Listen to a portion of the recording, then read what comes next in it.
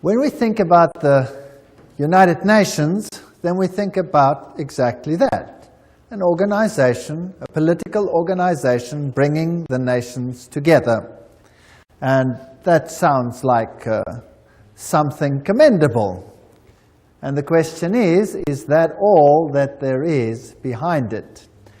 Do you remember that at the Tower of Babel, God separated the nations?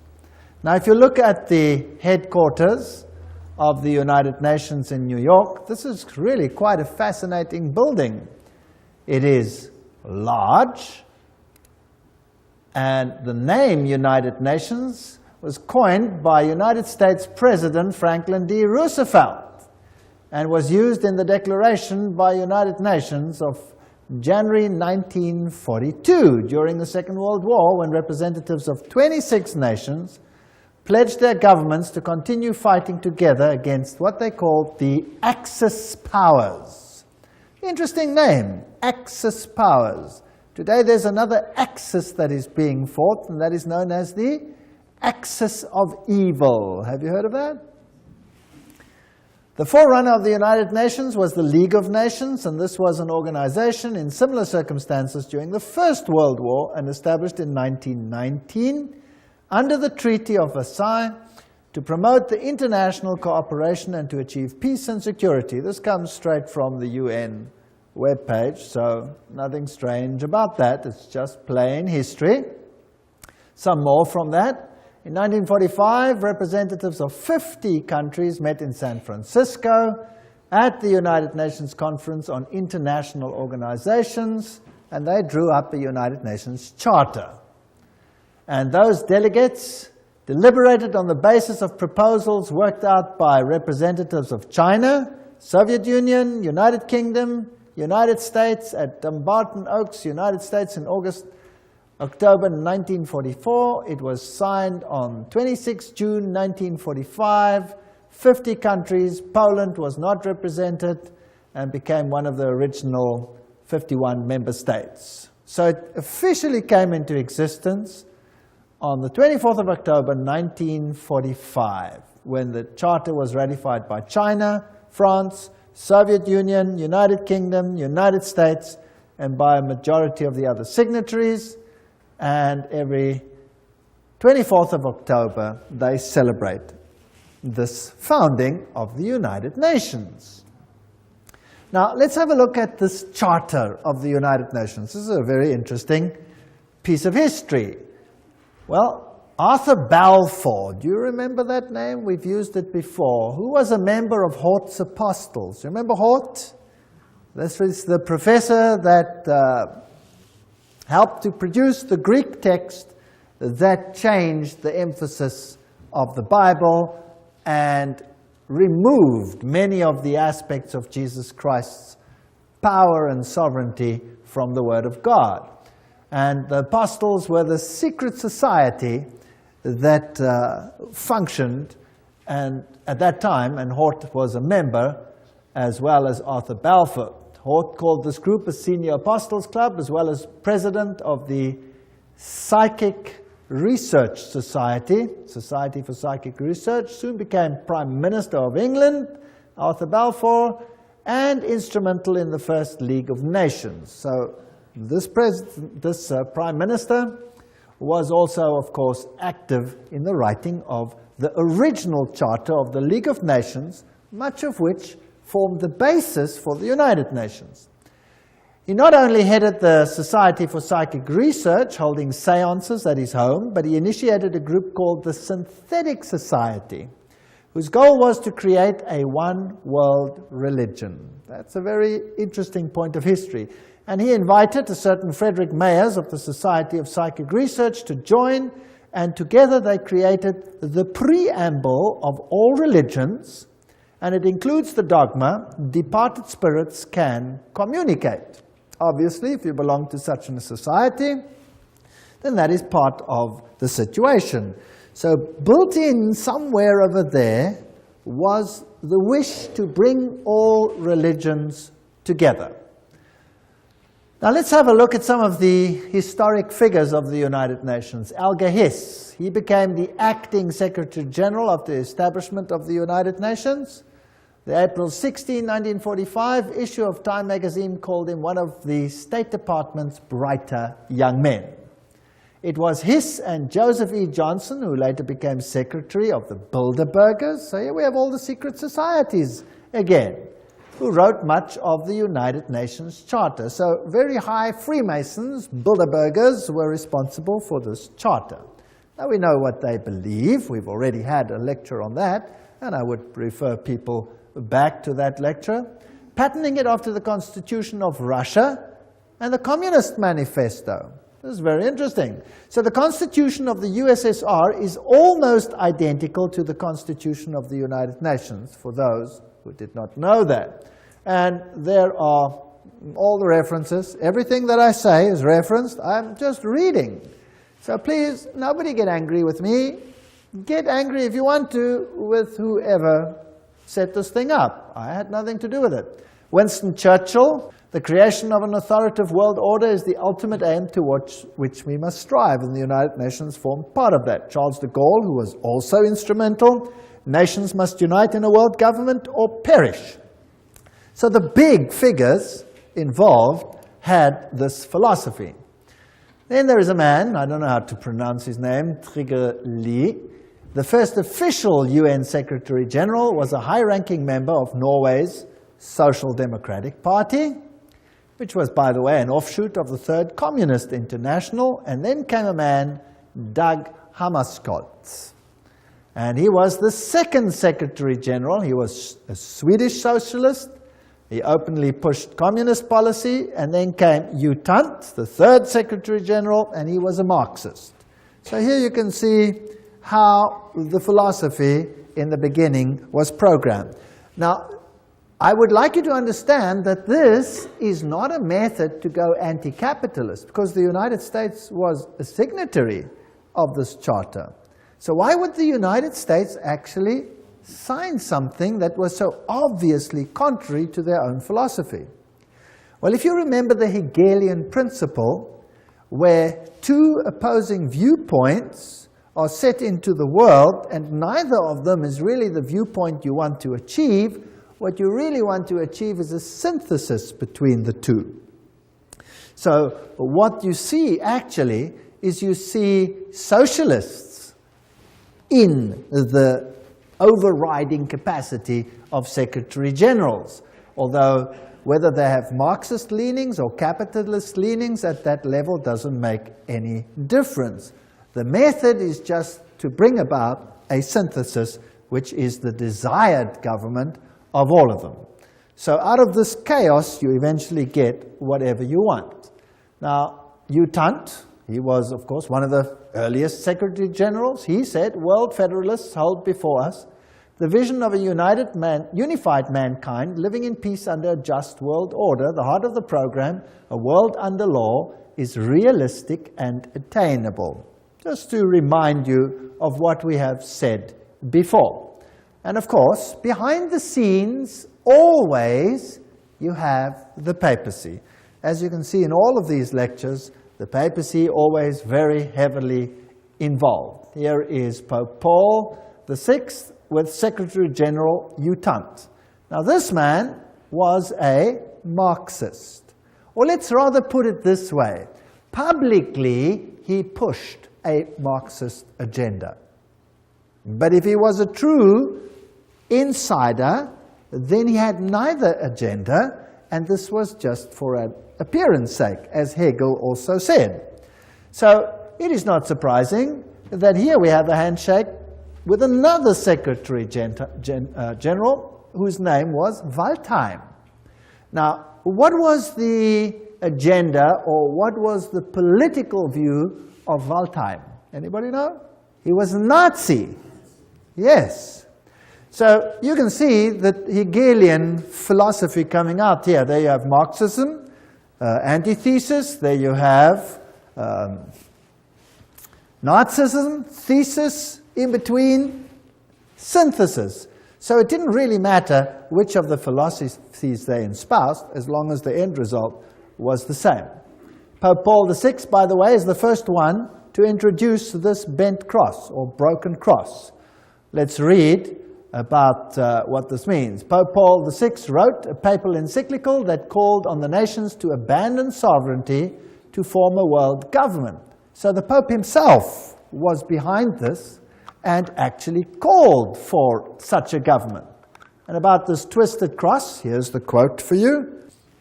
Paul VI made use of a sinister symbol used by Satanists in the 6th century that had been revived at the time of Vatican II. This was a bent or broken cross on which was displayed a repulsive and distorted figure of Christ, which the black magicians and sorcerers of the Middle Ages had made use of to represent the biblical term mark of the beast. Interesting quote. Yet not only Paul VI, but his successor, the two John Pauls, carried that object and held it up to be revered by the crowds, who had not the slightest idea that it stood for Antichrist.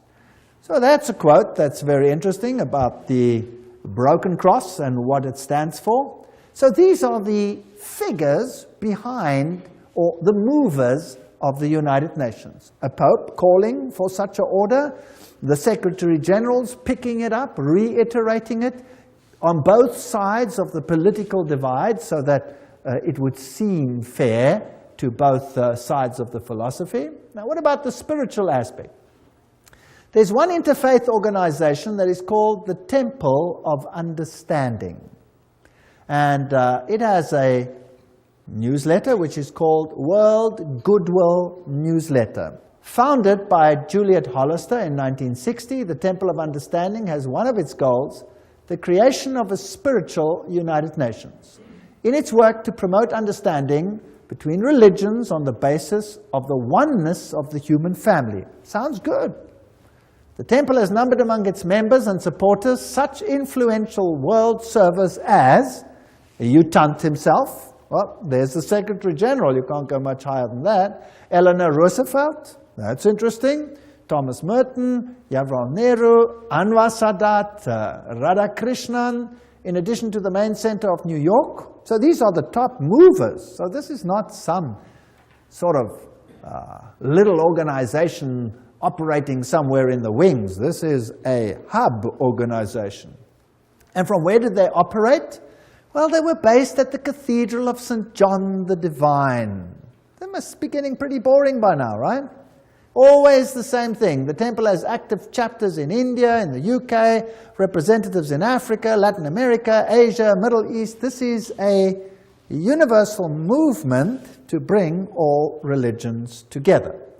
Now let's have a look at this interesting cathedral. There it is, the Cathedral of St. John the Divine. The cathedral is located at the 112th Street in Amsterdam Avenue, 1 block east of Broadway, the largest cathedral in the world. That's also interesting. The Cathedral Church of St. John the Divine in New York is the mother church of the Episcopal Diocese of New York and the seat of its bishop. Remember, that's where they had the female Christ and where they have the issue of ordaining homosexual bishops, and all kinds of interesting stuff happen at this episcopacy. Right, a little bit more history. Jim Garrison, president of the New Age Gorbachev Foundation, which was this foundation that was founded by Gorbachev in New York.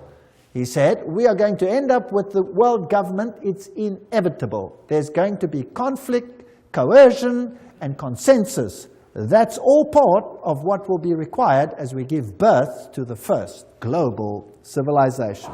So that's the agenda that they have. Philip Jessup, a CFR member, World Court Justice, pretty high up people, writes, I agree that national sovereignty is the root of all evil. So nations will obviously have to relinquish their sovereignty to this organization without it appearing as if they're doing so. The Humanist Manifesto, 2 states, we deplore the division of mankind on nationalistic grounds. We have reached a turning point in human history where the best option to transcend the limits of national sovereignty and to be moved towards building a world community. That's Humanist Manifesto 1 and 2. These are the official documents. Now this is a very interesting man, Robert Mueller. He's the former Assistant Secretary General to the United Nations, but he is today the mover in the spiritual field within the United Nations. He's also called the Prophet of Hope of the United Nations. He wrote, "We must move as quickly as possible to a one-world government, a one-world religion, under a one-world leader." That's very, very interesting.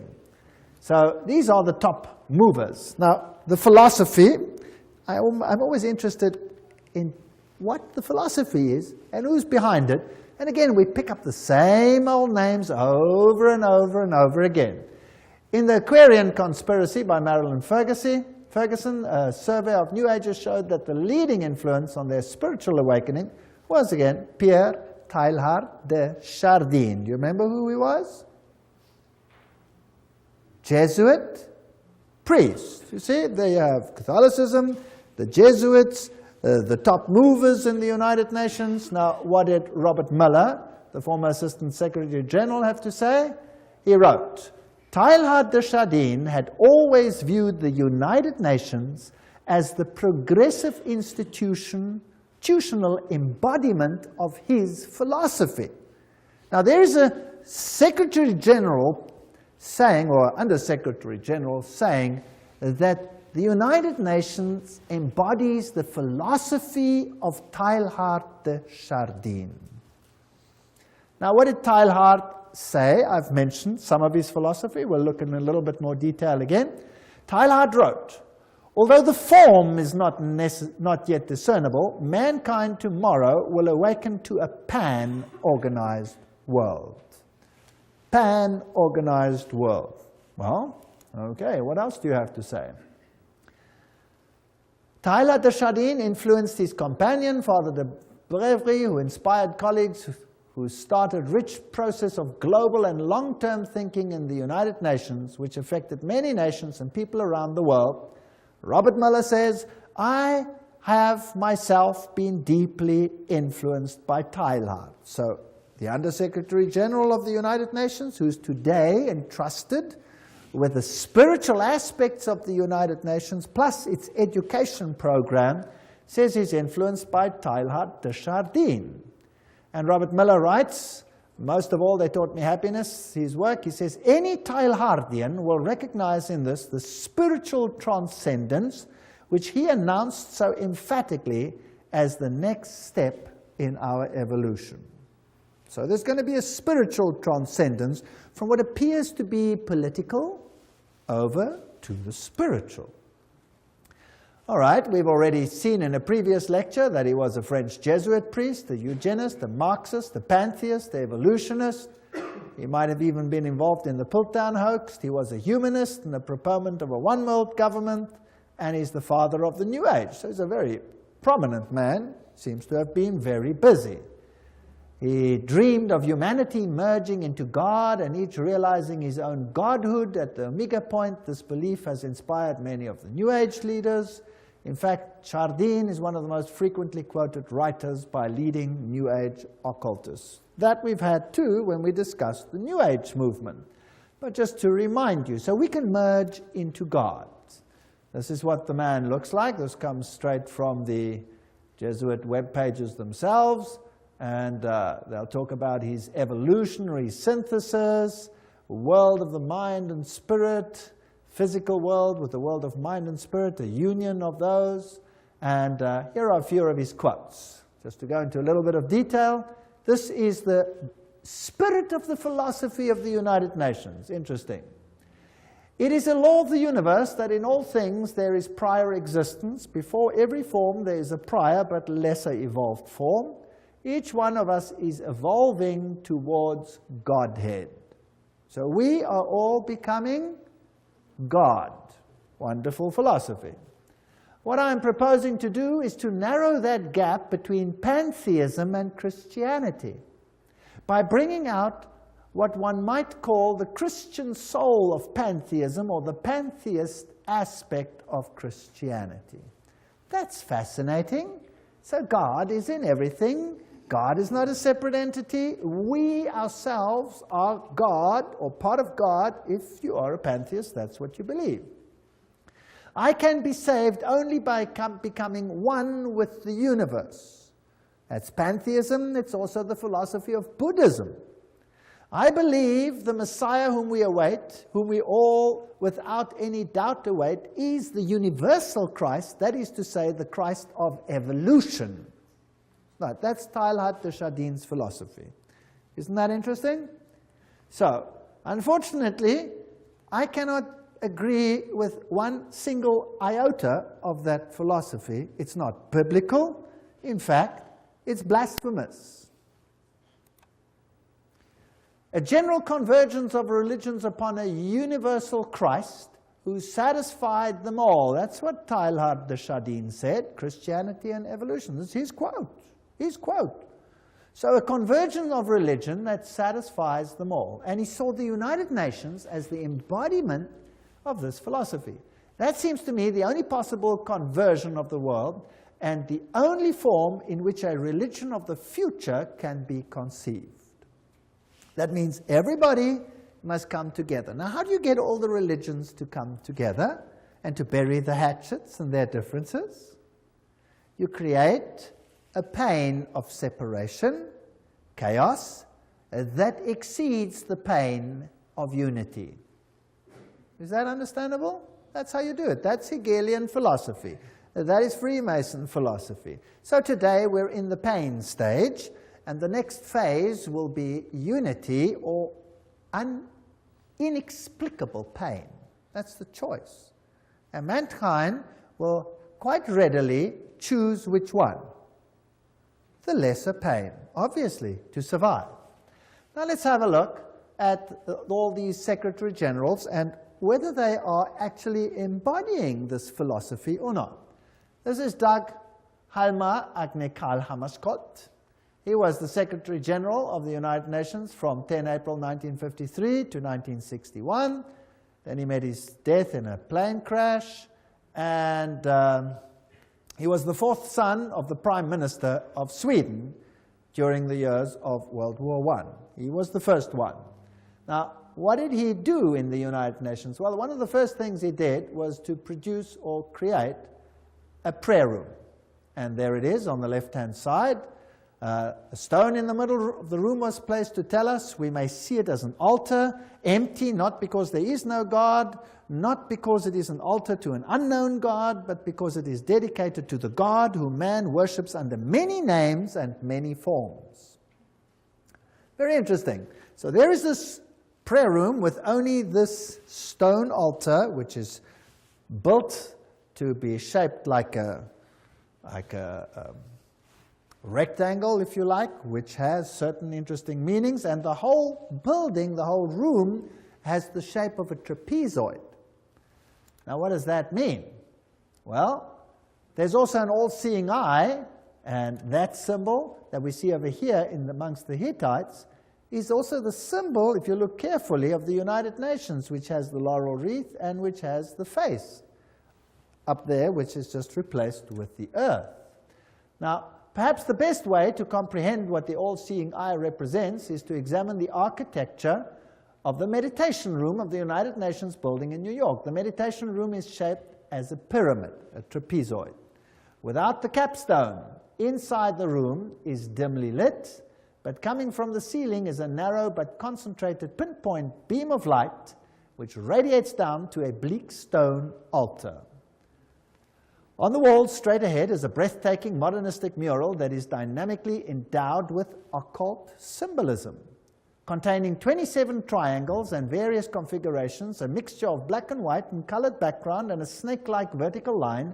At the center is the all-seeing eye, which grips the millions of annual UN visitors with its stark, beckoning image of suspicion and omnipresence. This is the quote from Tex Mars. And some more quotes. The meditation room faces north-northeast. To enter the room, one must proceed from darkness into light. Indeed, the middle order of the Satanic Brotherhood is called the Order of the Trapezoid. That's very interesting.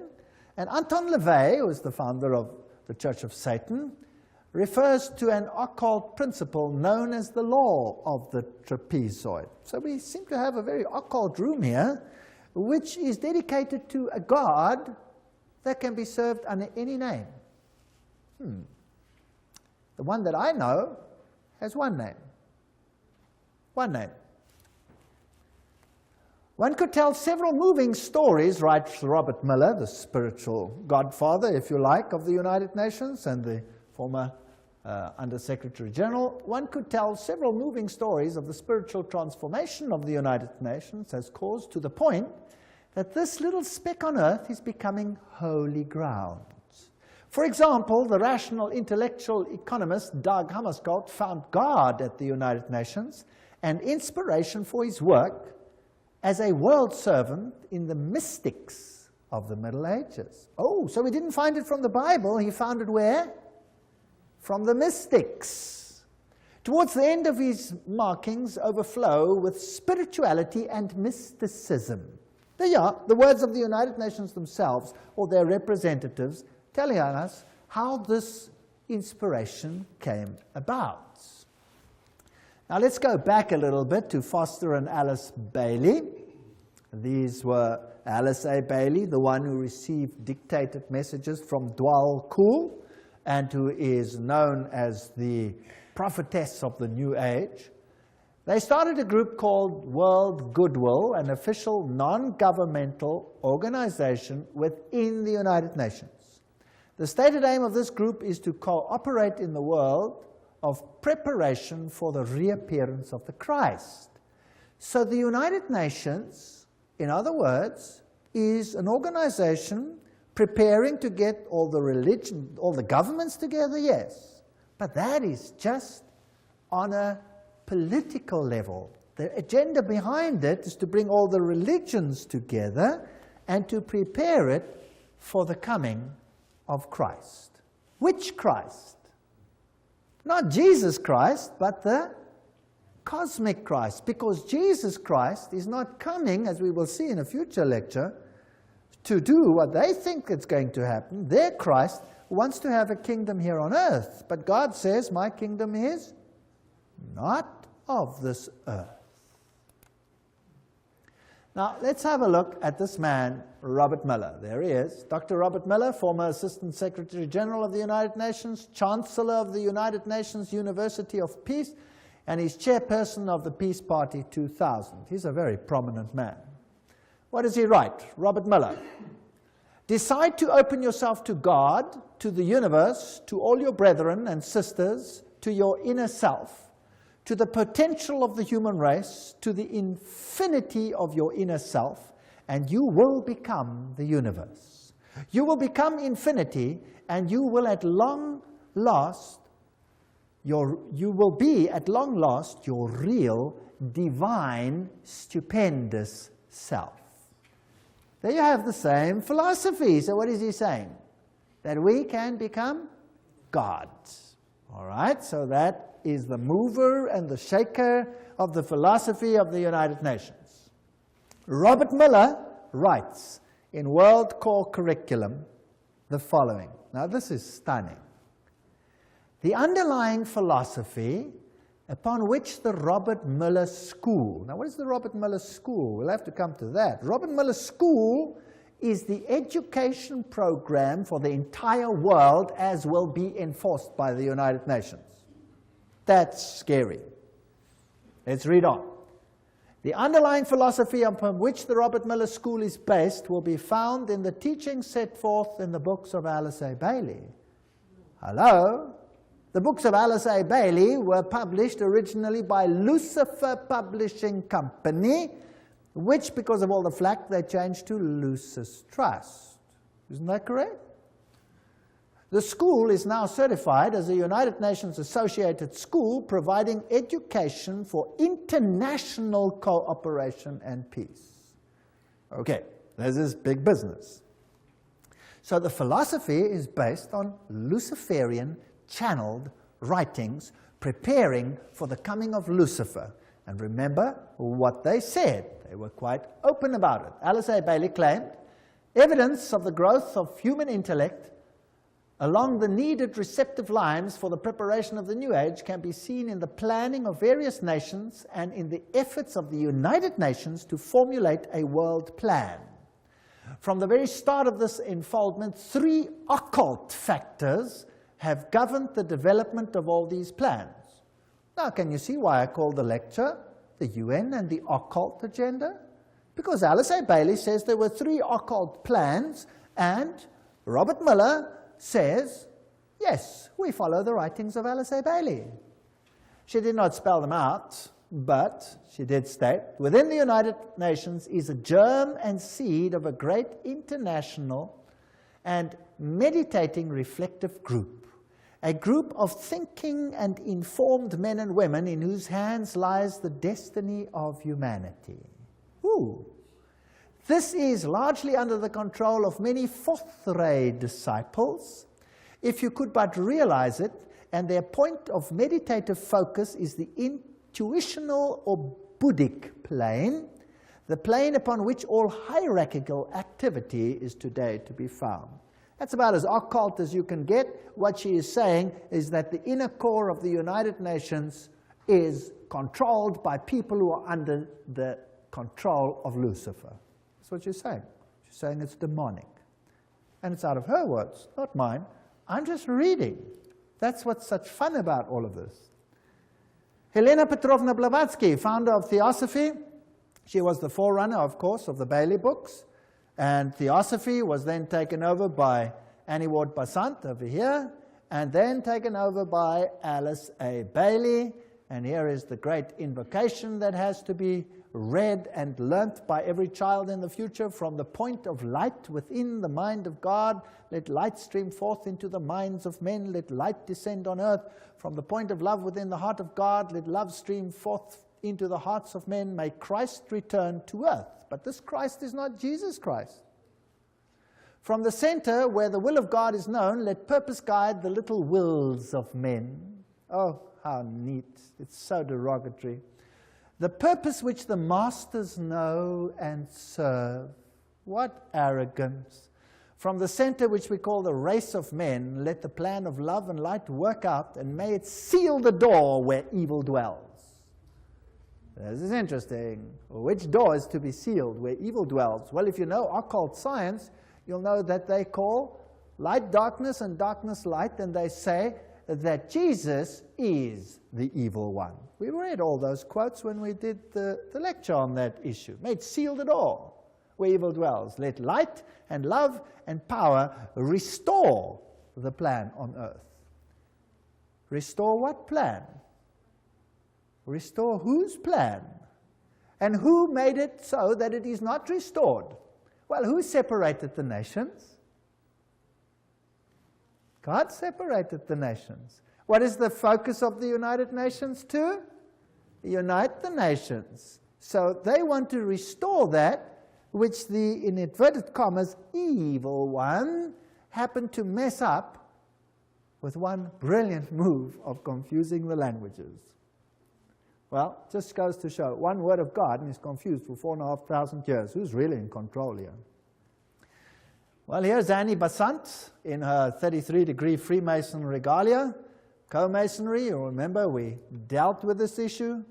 The Theosophy textbook teaches immortality, reincarnation, the deity of man. Statements by this Dwalkul, who also inspired Alice A. Bailey.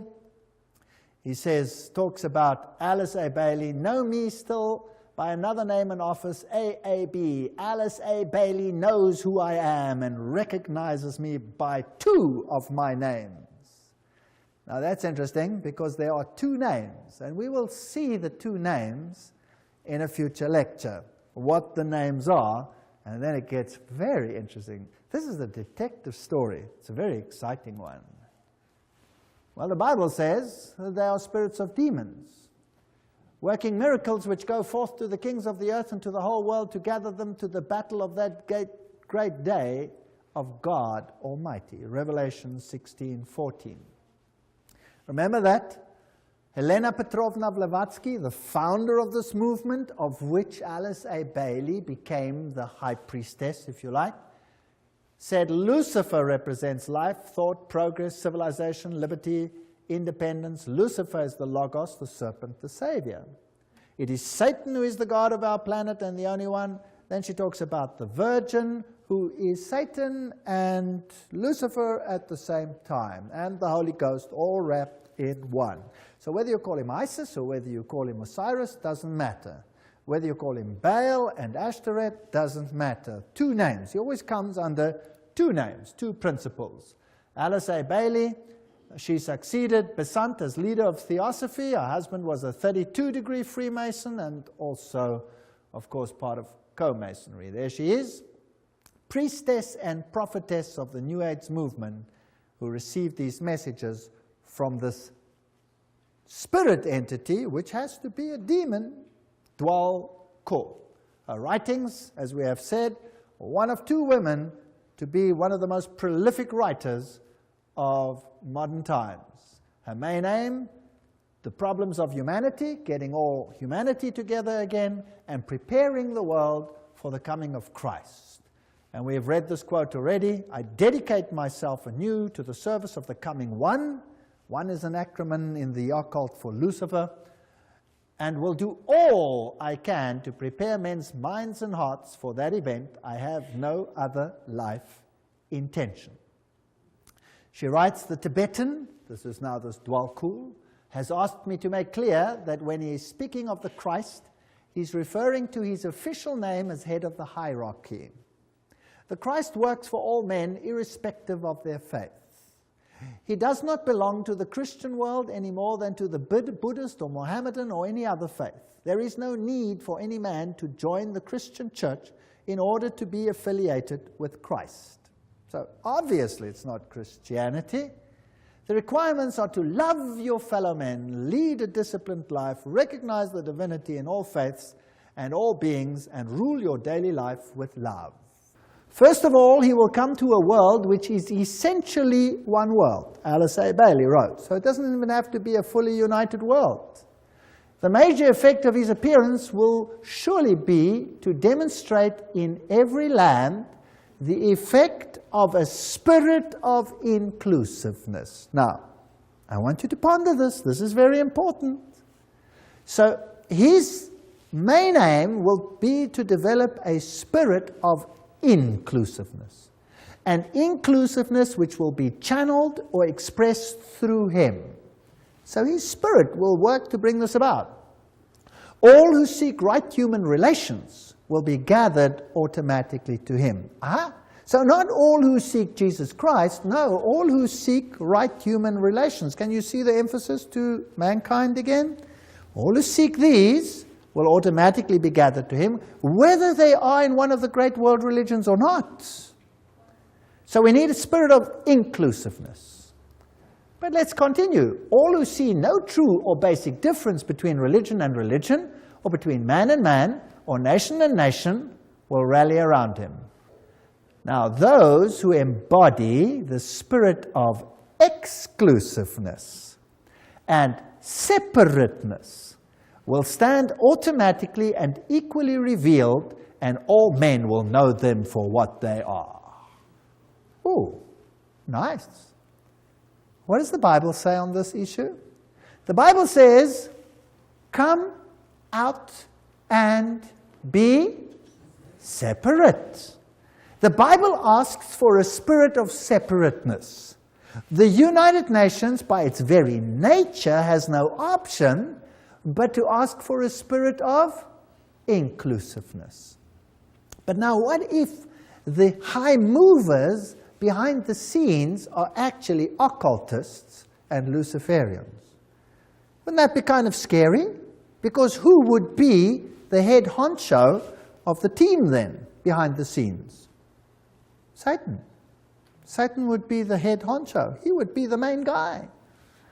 Now the trouble is, this difference. Those who say, come out and be separate, they're going to be in trouble. Those who say, well, let's be inclusive, they'll be okay. The reply comes with clarity. He will come unfailingly when a measure of peace has been restored. We don't have to have world peace, just a measure of peace. Alice A. Bailey continues, the major required preparation for the coming of the Christ is a world at peace. However, that peace must be based on an educated goodwill, which will lead inevitably to right human relations, and therefore to the establishment on lines of light between nation and nation, religion and religion, group and group, man and man. So the only way we're going to have this community is by putting everybody into the melting pot and becoming one. That means giving up your differences. Discover the members of the new group of world service whenever possible and strengthen their hands. Look for them in every nation and expressing many lines of thoughts and points of view. Remember always that in doctrine and dogma and in techniques and methods they may differ widely from you, but in love for their fellow man, that has become the religion of the new world. Not love for God, love for the fellow man. In practical goodwill and in devotion to the establishment of right human relations, they stand with you. They are your equals and can probably teach you much. So forget all about the religious differences. Promote ceaselessly the work of world goodwill so that every nation may have its own group of men and women dedicated to the establishment of right human relationships. The whole power has to shift to man rather than to God. It is on the foundation of this teaching that Christ will raise the superstructure of the brotherhood of man for right human relations on expression of the love of God. And this is all we hear in the sermonizing of the New World. What is important is right human relations. What is important is that we accept one another as we are. And it goes on and on and on and on. But faithfulness to God, biblical principles, no, they have to be given up. Share International says, but the day will dawn when the vision of the United Nations will save the world, and when the reality of the United Nations starts bearing fruit, then the breath of immortality will be a living reality on earth. And there is the spiritual leader of or the present priest, if you like, in the United Nations, the Hindu Sri Chinmoy. He says the United Nations is the way to oneness that leads to the supreme oneness, capitalized. It is like a river flowing towards the source, the ultimate source. And the United Nations becomes for us the answer to world suffering, world darkness, world ignorance. The inner vision of the United Nations is the gift supreme. And this will be realized no matter how many years it takes. The Dalai Lama says, in the sphere of international relations, the sense of greater shared responsibility is particularly needed. Today, when the world is becoming increasingly interdependent, the dangers of irresponsible behavior have dramatically increased. Unless we realize that we now are part of one big human family, we cannot hope to bring about peace and happiness. So all the world leaders are saying these things. And the United Nations, with its symbolism of this ancient laurel wreath around a globe, is nothing other than the emulation of an old pagan ideal, which Lucifer once more wants to realize in the world that we live in today. As we have seen, the symbol of the United Nations is very similar to the old Hittite symbol, where you had in the center the face of the sun god, and now you just have a web, if you like, a spider's web, which is the symbol of Lucifer, and the encompassing earth. And of course, the laurel wreath was a symbol of all the ancient deities. So we find all for one, all together now, we are the world, was the 50th celebration of the United Nations. The New Age agenda was to merge God and nature. That's what Teilhard de Chardin, the father of the philosophy of the UN, said. We must become pantheistic, eradicate male-female distinction, world peace, nuclear disarmament, one world government, one world religion. The organizations leading up to this, the United Nations, of course, Council of Foreign Relations, Trilateral Commission, Bilderbergers, Gorbachev Foundation, and the Club of Rome. And they've already put up a constitution which is known as the Constitution for the Federation of Earth. So we already have a world constitution. Now, obviously, if you want to bring about a situation like that, you have to influence the education of the world so that the mindset and the thinking of people is changed. So education is a very important point. This comes straight from their own web pages. Wow, you cannot say this is hearsay. It comes straight from them, UNOL.org. The world will not change and find peace if there is not a new education. Utant, former Secretary General of the United Nations. We need a new education. The old one's no good.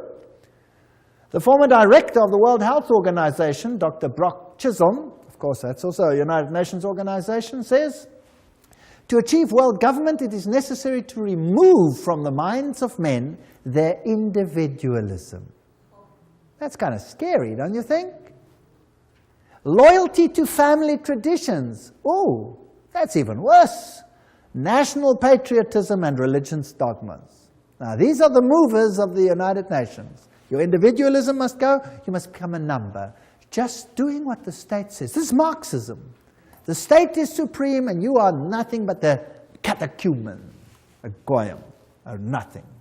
And you must give up your individuality. Now let's have a look again at this man, Robert Miller. Philosopher, prophet of hope, top-level global statesman, and what a mighty man. He's the Chancellor of the University of Peace, created by the United Nations. He is the creator of what is known as the World Core Curriculum. That says everything. And he's known throughout the world as the father of global education. There are 29 Robert Miller schools around the world, more being established each year. World Core Curriculum earned him the UNESCO Peace Prize in 1989. He has recently drawn up a framework for world media coverage. What you see on your television is what you're supposed to see, not what you should see. As a public service, as well as a framework for planetary and cosmic consciousness. Wow, so your mindset, your cultural mindset must be changed, your framework for the arts and culture. These are occultists speaking. After all, he said so himself. He says he follows Alice A. Bailey. He's the author of the World Core Curriculum. What does that do? Everything is a quote. Steer our children towards global citizenship, earth-centered beliefs, socialist values, the collective mindset, which is becoming a requirement of the 20th century workforce. Your children will have to be modified. We are living in a frightening world. Robert Miller, what does he write about a World Core Curriculum? He says a World Core Curriculum might seem utopian today, but by the end of the year 2000, have we passed that? Yes. It will be down-to-earth daily reality in, what does it say there? All the schools of the world. Now, believe you me, I have been in the education system. I officially left the education system 1 month ago. And what I have seen in the last few years, the changes are hair-raising. Hair-raising. If that is what is awaiting us, then God help this world. We've already seen, he says, the philosophy is based on Alice A. Bailey. And World Core Curriculum, this is UNOL.org, that is their own one. What is their teaching? Our planetary home, place in the universe, our place in time, that's all the evolution stories. The family of humanity, that's global humanity, the miracle of individual life, and the coordinating centers of the world, where they all are, the Robert Miller Schools International. What do they teach? Well, they have, for example, the Shaman Institute, and they have all these nice, interesting occult signs for all the things that they stand for. Eleusis, the all-seeing eyes, humanistic psychology. This is one of the Robert Miller School's teaching points. Here is Franco, a shamanic facilitator, astrology, sacred circle operator, author of Initiation and Astro-Shamanism. He talks to inner guides. What else? He says the workshop offers practical tools for journeying into ecstatic dimensions, beyond conventional time. He says the program includes shamanic journeys, drumming, ceremonial sharing, soul retrieving, connection with guides and spirits. This is spiritism of the worst kind. This is forbidden in the Bible, No wonder the Bible is not part of this organization's book. Robert Miller says, at the world level, the UN has adopted a world economic development strategy. Food, agriculture, there's a world food plan, a world health plan, a world literacy plan, a world employment plan, a world industry plan. They've got every single detail of our lives sewn up. Now, another organization that's very important is UNESCO. And let's just look at UNESCO. It's a sub-organization of the United Nations. Julian Huxley is the former director of UNESCO. He was Humanist of the Year. He's a theistic philosopher, member of the Communistic Colonial Bureau of British Fabian Society, and signer of the Humanist Manifesto too. That's not a very good recommendation as far as I'm concerned. Some more. Skull and Bones member Archibald MacLeish wrote the UNESCO Constitution. So he must be an Illuminati member, as we saw in that lecture on the secret behind secret societies. So Freemasons helped create the organization, a fervent international MacLeish. He is associated with One Worldism. Here's another one. Niebuhr is UNESCO's co-founder, and he signed Siecus. Now what does that mean? Which appeared in 1969, and they printed it in the New York Times then. What is Siecus? These are the founders. It is the position of Siecus that contraceptive services should be available to all, including minors, who should enjoy the same rights of free and independent access to contraceptive care as do others. It is the position of Siecus that the use of explicit sexual material, sometimes referred to as pornography, can serve a variety of important needs in the lives of countless individuals. These are nice people up there in the United Nations. No wonder now it is forced curriculum at even junior schools to have explicit sexual details explained, all in the names of preventing sexual diseases, with the most strange and lewd acts which have to be performed. In fact, our universities are granting honorary doctorates to those who are the most perverse on the stage. Yes. Huxley, who was the initial chairman, in its educational program can stress the ultimate need for world political unity, familiarize all people with the implications of transfer of full sovereignty, and etc., etc. So these people are all birds of a feather. UNESCO explains, if UNESCO is attacked on the grounds that it is helping to prepare the world's people for world government, then it is an error to burst forth with apologetic statements and denials. Let us face it, the job of UNESCO is to help create and promote the elements of world citizenship. When faced with such a charge, let us by all means affirm it from the housetops. That's what UNESCO says itself. So they're not denying anything.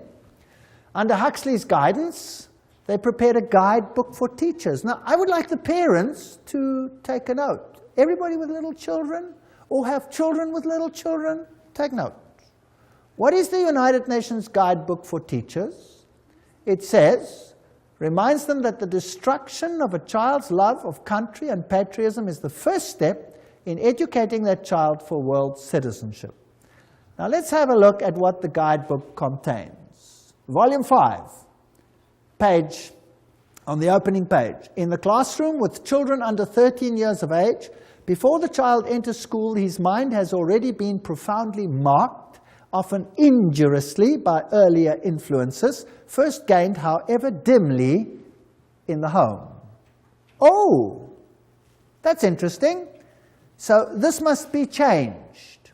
Who is putting these thoughts into the minds of children then? The parents. That must be changed. So UNESCO's aim is to change the mindset of your children, to turn it against any values that the parents might instill in the mind of that child.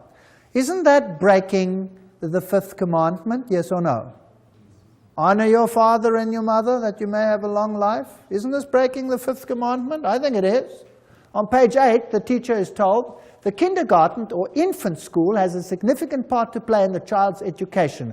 Not only can it correct many of the errors of home training, but can also prepare the child for membership at about age 7 in a group of his own age and habits. the first of many such social identifications that he must achieve on his way to membership in a world society. Aha, the kindergarten. So now, the governments of the world are saying, you must send your kids to school earlier. Did you know that? That the governments are beginning to say that? And England now passed a rule when? This year. This very year. Guess when kids go to school from this year onwards in England? Age 3.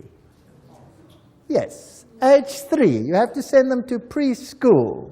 That's nice, and the mothers love it because they don't have to take care of the kids. But who's controlling the mindset of the kids? And who's behind it? Occultists. Page 58 of the Guidebook to Teachers says, as we have pointed out, it is frequently the family that infects the child with extreme nationalism. The school should therefore use the means described earlier to combat family attitudes. Now, nationalism is not their ultimate game. What is their real game? Religion. Religion. Volume 5, page 11. In our view, history and geography should be taught at this age at a universal history and geography. The study of history raises problems of value which are better postponed until the pupil is freed from nationalist prejudice, which is present surrounds the teaching of history. So the whole mindset of the child must be changed in the teaching program, and this is UNESCO's aim.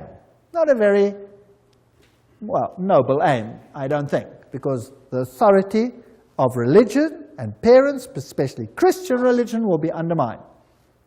Now another organization comes in, this is called the Finhorn Organization, and they promote ecological health and prosperity. Have you heard much about ecology in the world today? Yes. Now, again, we have to find the links. You always have to do some detective work.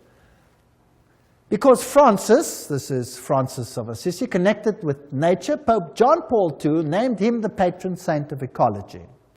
Now, St. Francis was the roommate of Ignatius Loyola, the Jesuit founder, just for interest's sake. It is on St. Francis Day that thousands of people flock to St. John the Divine, oh, how boring, Cathedral for the blessing of the beasts. Also, occultist Robert Miller, that's now the Under-Secretary General of the United Nations, former one, informs us that Francis has been declared patron saint of the United Nations. The Pope does it, United Nations follows. Who's really in control? The Pope. And there he is. If you want to, you can pray to him. If you don't want to, you can ignore it. The UN Secretary General Youth Hunt formed the organization Planetary Citizens with New Age activist Donald Keyes. Now we're getting the links. There's the top man of the United Nations with Donald Keyes. Planetary Citizen is now a global government organization within the UN specifically devoted to preparing people for the coming of a new culture. Now, let's go on with Donald Keyes. He's together with Youth Hunt. Donald Keyes has been actively involved in Finhorn. Have you got the link? United Nations, Secretary General Youth Hunt, Donald Keyes, Finhorn. In Scotland and writes regularly for its magazine, One Earth. Keyes wrote, the New Age groups are focusing on entering a new stage, a world-related stage. They are becoming mature enough to begin to shoulder some of the load of humanity's burdens. The spread of New Age values as unifying yeast in the human loaf may be the critical ingredient for successful emergence from the 1980s onwards. Now let's see what Finhorn is all about. Here we go. Their logo is the flame of Lucifer. They use occult symbols, they use the lotus flower, they talk about divinely ordinary, divinely human. So what are they saying? We're God, and God spoke to me. Now who's that God that speaks to them? Well, let's ask their spokesman. This is David Spangler. There's one of his books, Parent as Mystic, Mystic as Parent. So this is what your education is going to do to your kids. Do you know that? David Spangler, co-director, spokesperson for Finhorn community in northern Scotland. That's what he looks like today. Let's see what he says. He writes in the Reflections of Christ, the true light of Lucifer cannot be seen through sorrow, through darkness, through the rejection. The true light of this great being can only be recognized when one's own eyes can see with the light of the Christ, the light of the inner sun. Lucifer works within each one of us to bring us to wholeness. And as we move into the new age, which is the age of man's wholeness, they love that word, wholeness. Each of us, in some way, is brought to the point which are termed Luciferic initiation. The particular doorway through which the individual must pass if he is to come fully into the presence of his light and wholeness, Lucifer comes to give us the final gift of wholeness. So who are these people actually worshipping? Lucifer, directly. Lucifer prepares man in all ways for the experience of Christhood. Oh, we become Christ. And Christ prepares man for the experience of God. But the light that reveals to us the presence of the Christ, the light that reveals to us the path of Christ comes from Lucifer. He is the light giver. He is aptly named the morning star because it is his light that heralds for man the dawn of a greater consciousness. David Spangler. There he says it, straight out. David Spangler writes, we can take all the scriptures and all the teachings and all the tablets and all the laws and all the marshmallows and have a jolly good bonfire and marshmallow roast because that is all they are worth. Okay. I don't think they like the Bible very much or the law of God. These are the movers and shakers of the United Nations. They're waiting for a new economic order. Well, I'm not going to go into those details. We affirm that the economy of all nations is a seamless web. They want to join it together. And a new international economic order. That's World Goodwill Commentary, all there by itself. We, the members of the United Nations, solemnly proclaim our united determination to work urgently for the establishment of a new economic international order. The whole world is going to be controlled at every single level by these people. A complete change in the world's financial and economic order is imperative. Benjamin Cream, spokesman for Maitreya. So, UN General Assembly says new international economic order. And so we have all these strange happenings. Buckminster Fuller says, don't give me any other job. Just let me be head of the World Food Authority and I'll have the whole world at my feet tomorrow. They're going to use food to create enough tension to make everyone accept this. Benjamin Cream also wrote, the industrialists, economists, administrators of great experience and achievement who with a hierarchy, that's a bunch of demons by the way, have worked out plans and blueprints which will solve the redistribution problems of the world when the political will is there to implement them. So that means when they start stealing from those who have and give it to all the others. Maitreya himself, this New Age Christ. The UN is the major hope of the world. In its interrelationships, we can see democracy writ large, the symbol for the expression of God's will that men call goodwill. With the advent of the Christ, this goodwill will bring all men and all nations into correct relationships and create the necessary circumstances for the expression of that synthesis which will be the outstanding keynote of the coming civilization. In this vast enterprise, the UN will play a major role. Remember Revelation 17? The 10 horns you saw are 10 kings who have not yet received a kingdom, but for 1 hour will receive authority as kings along with the beast. They have one purpose, to give their power and authority to the beast, and they will make war against the Lamb. 10 regions, according to Gary H. Carr, the Club of Rome divided the world into and wrote the new constitution.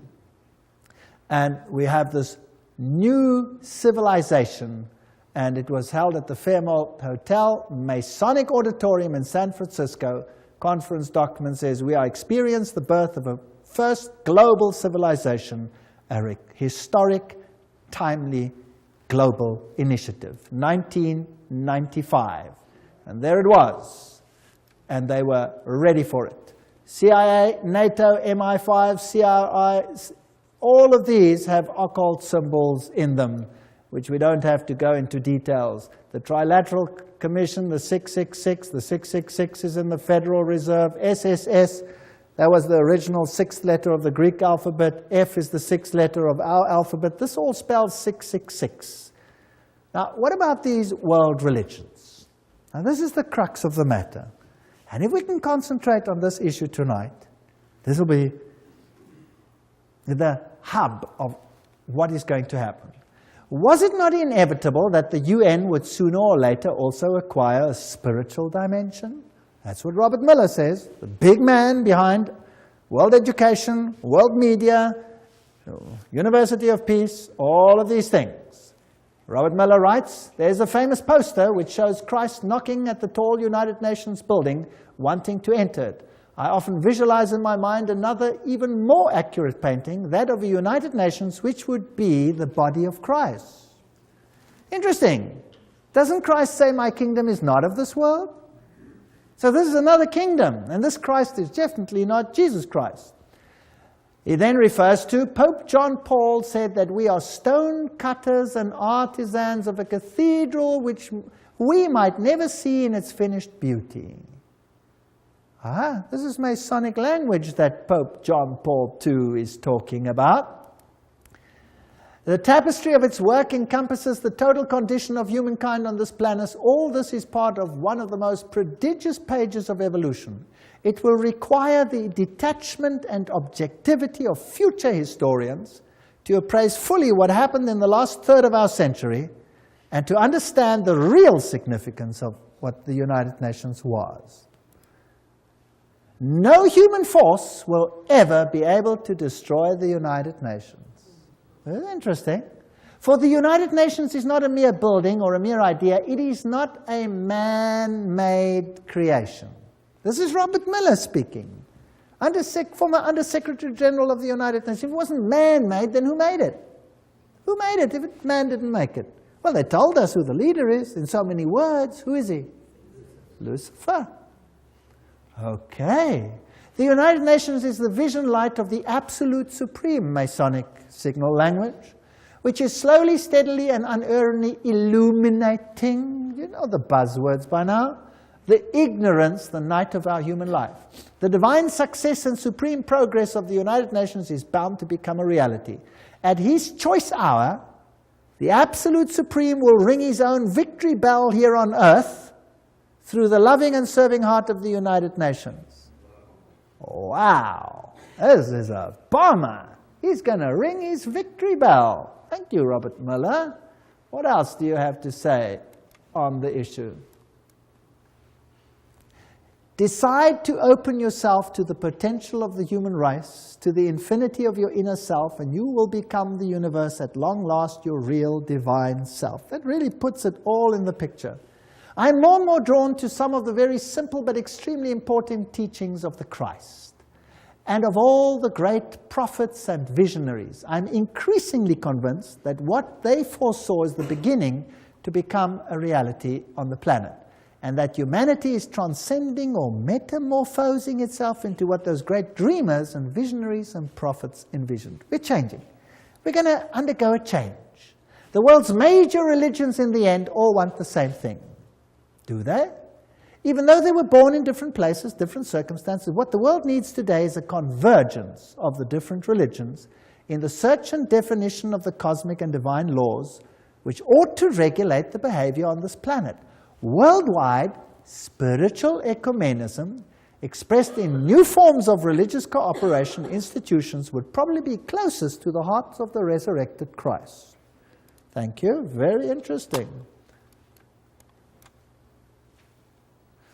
Peace will be impossible, Robert Miller speaking, without the taming of fundamentalism.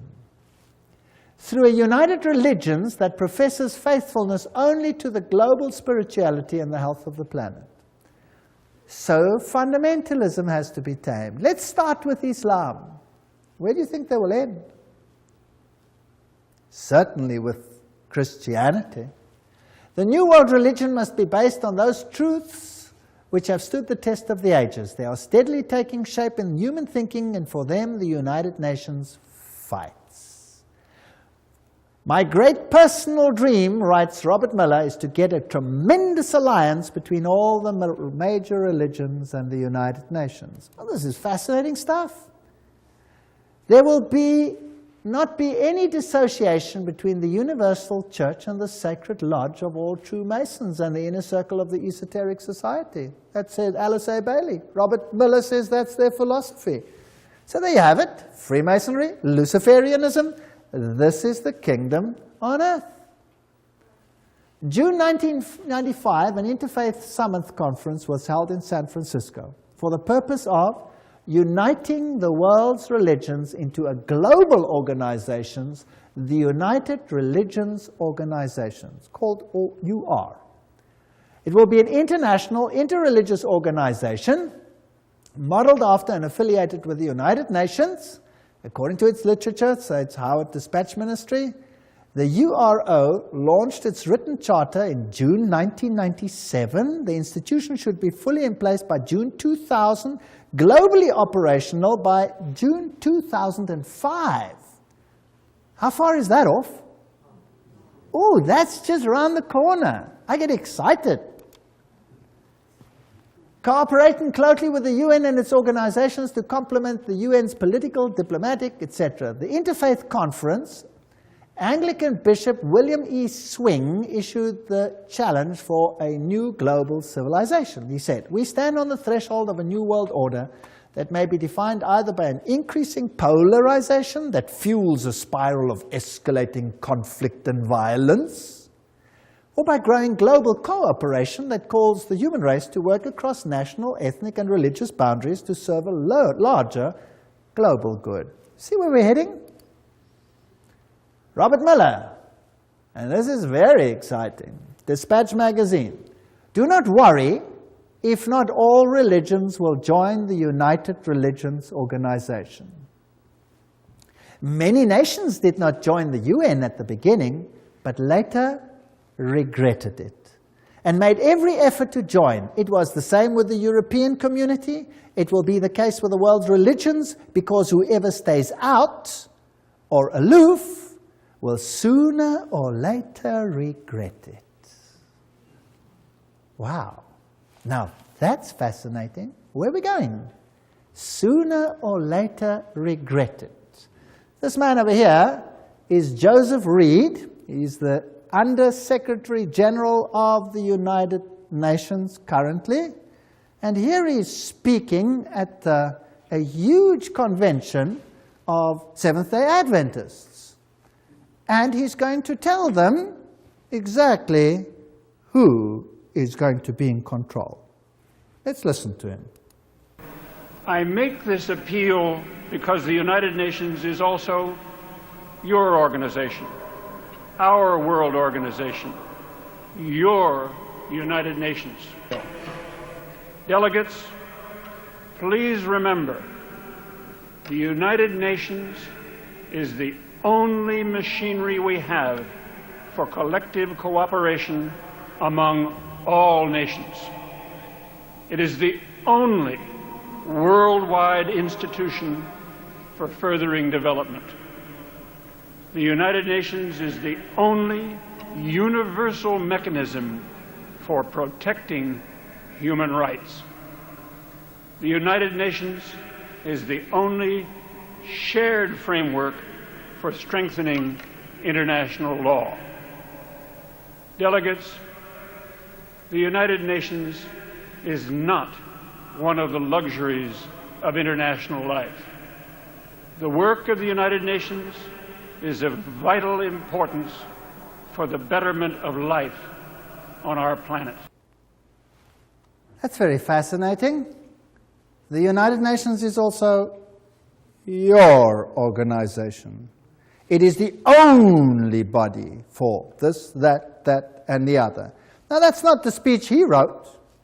He read it for Kofi Annan, the Secretary General of the United Nations. Now, I have a problem. I don't want to be part of a Luciferian organization. I certainly don't want to be. That's just me, personally.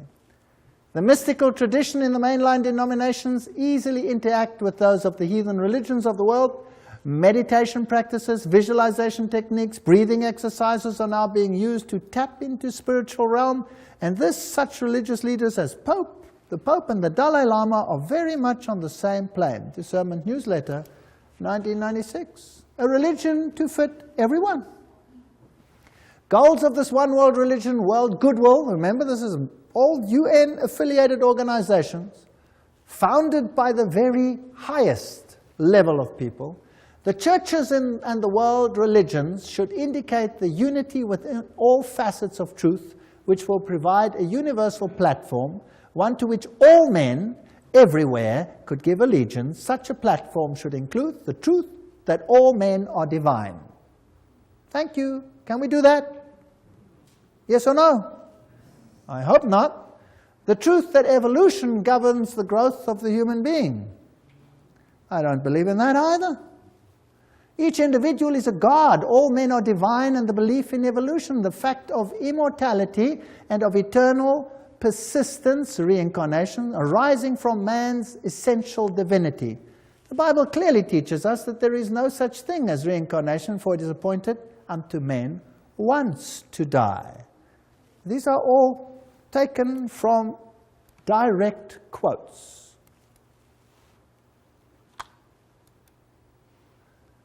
Preparation by men and women of goodwill is needed to introduce new values, new standards, and new attitudes, prepare for a coming world teacher, requirements of a new world order, and a reorganization of social structure. I want nothing to do with that.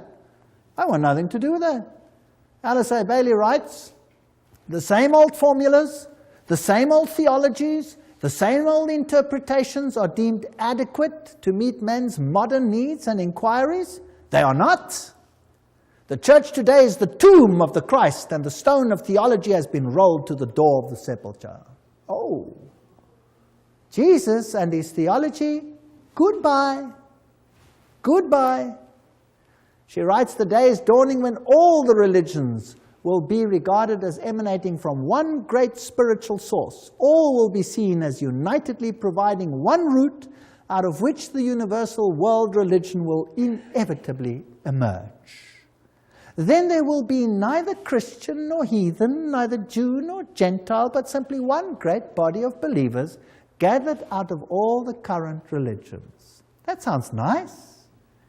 But whose religion will it be? They will accept the same truths not as theological concepts, but as essential to spiritual living. They will stand together on the same platform of brotherhood and of human relations. They will recognize divine sonship, will seek unitedly to cooperate with the divine plans. Such a world religion is no idle dream, but something which is definitely forming today. World Goodwill Letter, 1993, quoting it. These are United Nations organizations. So obviously, the world is going to move towards this unified platform, and there will be some who propagate a spirit of separateness. Is that correct? Can we see that emerging? And then there will be conflict. And Robert Miller says that those who do not want to go along with this will sooner or later come to regret it. So obviously we're heading for a clash. Miller also said, we must hope also that the Pope will come before the year 2000 to the United Nations, speak for all the religions and spiritualities on this planet, and give the world the religious view of how the third millennium should be a spiritual millennium, a millennium which will see the integration and harmony of humanity. Who must be the spokesman for this new world religion? The Pope. The plan is coming together. Revelation is unfolding. This is exactly what the Bible speaks about what will happen. Instead of becoming dejected and miserable, then lift up your heads and start smiling, because we're going home. This is exciting. The world's major religions must speed up dramatically their ecumenical movement and recognize the unity of their objectives and diversity of their cults. Religions must actively cooperate to bring to unprecedented heights a better understanding of the mysteries of life and of our place in the universe. My religion, right or wrong, and my nation, right or wrong, must be abandoned forever in the planetary age. You're not allowed to say Jesus is the only way. It must be abandoned forever. I'm sorry, I will not abandon it. I refuse. And then we had this wonderful meeting. The Pope actually did appear before the United Nations. And then they came together in this massive rehearsal at the United Nations, where they formed this new ecumenical initiative funded by Ted Turner. And the whole world is gathering into one new religious pot under the United Nations. And I saw one of the heads, as it were, wounded to death, and his deadly wound was healed, and all the world wandered after the beast. Revelation 13:3. Joshua 24:15. And if it seems evil unto you to serve the Lord, choose you this day whom you will serve, whether the gods which your forefathers served that were on the other side of the flood, or the gods of the Amorites in whose land you dwell. But as for me and my house, we will serve the Lord. That's the decisions we have to make. Those are the issues before us. And the sad thing is, I'm not making this up. I'm just reading it off the screen. I'm really not making this up. I wish I was, but I'm not.